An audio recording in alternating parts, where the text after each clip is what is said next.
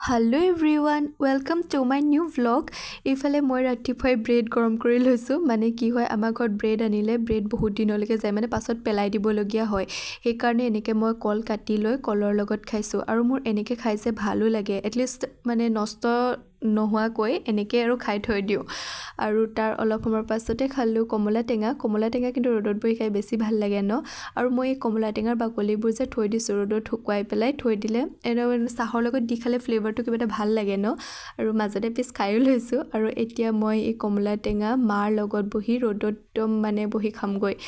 আৰু এই ফুলপাহ ইমান ধুনীয়াকৈ ফুলি আছে মানে কম্বিনেশ্যনটোৱে ভাল লাগিছে য়েল্লো আৰু গ্ৰীনৰ তাৰ অলপ পাছতে মানে আবেলি সময়ত আমি গ'লোঁ এনাই ঘৰলৈ বুলি আমি এনাই ঘৰলৈ গৈয়ে থকা হয় মানে আৰু মই আজি থাকিলোঁ পিছে মহাও আহি আছিলেহি মা পিছে নাথাকিলে বাৰু আৰু মই পোৱালীজনীৰ লগতে ধেমালি কৰি আছোঁ আজিলৈ ইমানেই আছিলে বাই বাই